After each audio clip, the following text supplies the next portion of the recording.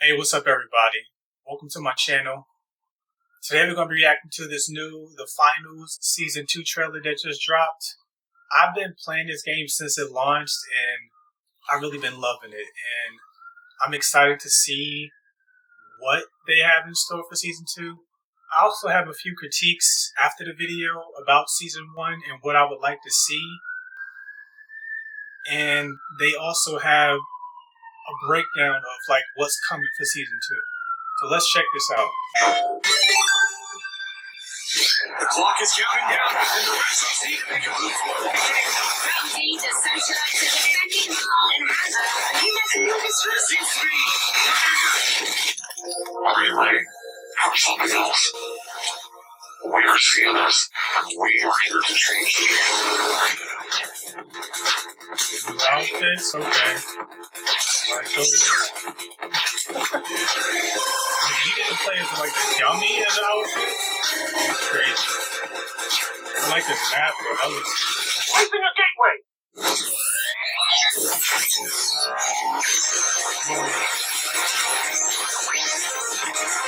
It's like a teleportation, like a portal? Wow. Yo, what? So you can remove balls? No. We seem to be having some technical debt, but one thing's for certain, it will be fun. Power fit? Okay. Body file. That looks fun. Yo, what is this? Run to stuff like this? Oh, this is crazy. That's gonna be 3 days, basically. Oh, man. Alright. That looked good. I'm really excited for this because I'm just curious what they have in store that they aren't showing, if anything. Because I know that throughout the season 1, there were these little open beta style matches, a 1v everybody, like a battle royale. They had that. There was another one, I can't remember what it was, but they had a couple of little test type battle styles that they were trying out. I'm wondering if they're going to implement those too. But the 5v5 looks cool, and I'm excited for that. I am curious how that thing is going to go to platform you got to defend. Is it really just flying through buildings and things like that? Because that's crazy.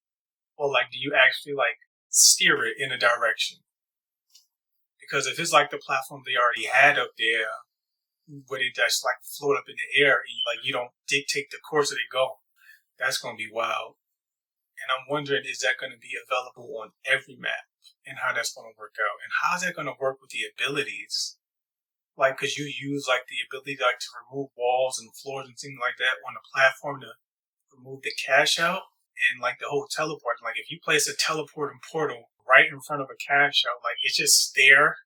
I wonder if you can use the gadget thing that the light has to just disable that, or the gadget mine, something like that, to counter that. Because otherwise that just feels broken, because the enemy team, they could just jump to you easily. But yeah, and I'm also wondering how that's gonna work though, because if you create a portal, how do you dictate where it goes? But yeah, man, I'm sure we'll figure it out in a couple of days. Okay, in this article that I read, it says that a rogue hacking collective by the name of CNS has compromised the game show players are participating in as part of the finals setting, which leads to all kinds of thrilling shenanigans in Season 2.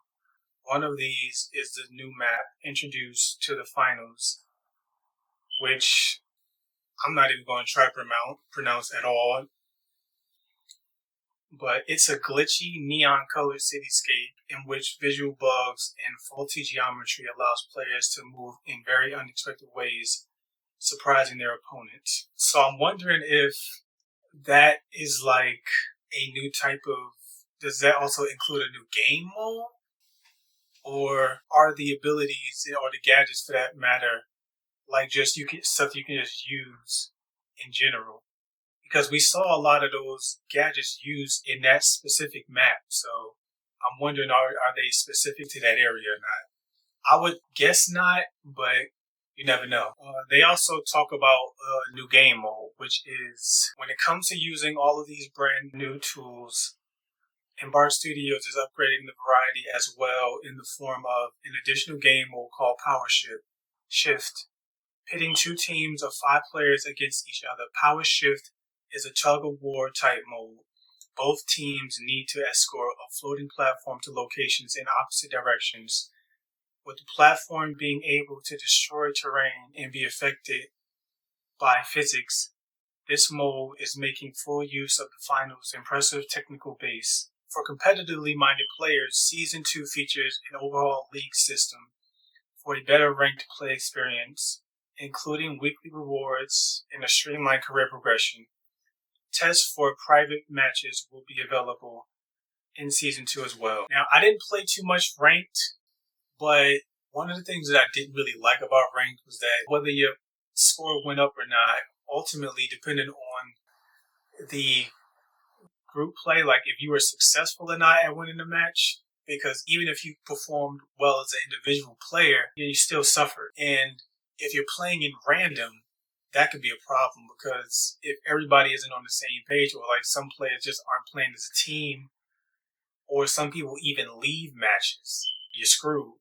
You're just going to drop in rank. And I didn't really think that was fair. Like, I think that there should be some type of way to still move your rank up, even if you lose a match. They also talk about the new gadgets, which are the things that I'm most excited for. For even more reality-altering powers, the final Season 2 has the brand new hacker playstyle.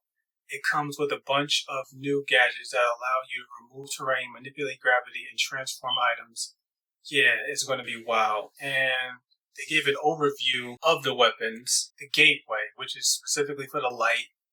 Ever played the Engineer in Team Fortress?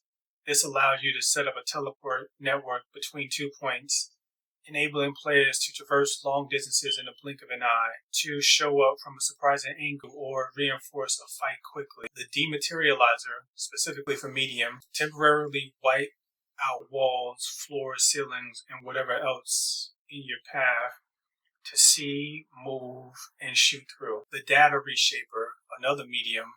Did you ever think that it'd be quite handy to have an item that could just change an enemy mind into a harmless chair? Well, the Data Reshaper is making this wish a reality. Think of it as a sheep stick from Dota 2, but for fortifications. And then lastly, we have the Anti-Gravity Cube, specifically for the heavy.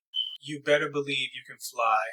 This handy tool defies laws of gravity, lifting players and objects in its immediate vicinity into the air. Lastly, we have the new weapons, which is the 93R for light, which is a burst rifle machine pistol, a FAMAS for the medium, which is a burst fire assault rifle, and a KS-23 specifically for the heavy, which is a slug shotgun. So when I'm looking at this, one of the critiques that I had of the first season was the fact that the medium and the heavy didn't have as many weapons as the light did. The light had 9 weapons, and the medium and the heavy only had 6. I think that they need to add at least, now the light would have 10 weapons, so the medium and the heavy would need at least 3 more weapons apiece just to match up with the light.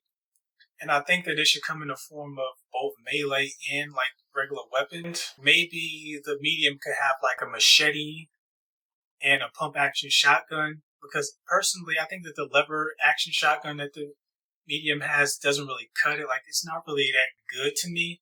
Like, I never really use it. And as far as the shield and the baton, I mean, like, it's okay, but I would rather have like a weapon that does more damage and is faster to swing, because it seems like the shield and baton, like, it's just a bad combination to me. The heavy should maybe have like a staff or something like that. In like one of the in-game purchases you can do, you can buy like this black and white like panda-like outfit, and one of the emotes is using like a staff, and they typically use a heavy to demonstrate that. So it would kind of be cool if they gave a heavy an actual staff to actually use, and maybe like a minigun as well.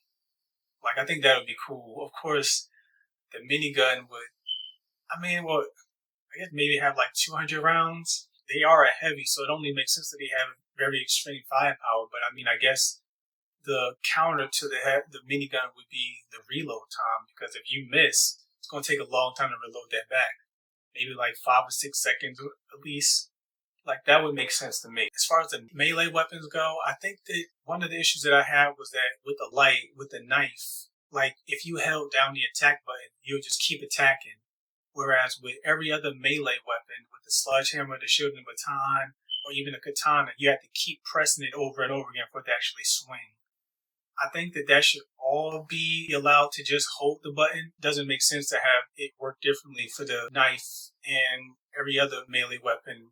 You got to keep pressing over and over again. And lastly, cash outs should be 30,000 instead of 20,000. I just feel like since it's 3 teams, it only makes sense that everybody get a chance. Maybe that one is inconsequential, but I don't know. Sometimes I just feel like, dang, like if I just had one more opportunity, because you never know. Like, sometimes people leave the match and it's 2v3, v3. All it takes is for both of y'all to die. But if at least it was 30,000 cash out, it would at least give you more time, maybe for somebody else to jump into the match and help y'all. But all in all, I'm excited for this. I really hope that this turns out great, because I enjoy the game. I really wanted to succeed. I wish that more people played the game or more people talked about it. I know there's it has a community now, but I wish it was. I think that it deserves to be like an even bigger community. I just feel like a lot of people who don't play haven't really given it a good try. It requires more strategy. Like, you got to really pay attention to like what type of players you're playing against, what type of gadgets and abilities, specializations they're using. I guess that's why it's not as popular. But yeah, man, please like the video if you enjoyed it and subscribe. It really helps with the channel. And comment down below, how did you feel about season 1? What would you like to see new in season 1? And what are you excited for in season 2? And I'll talk to you guys later. Bye.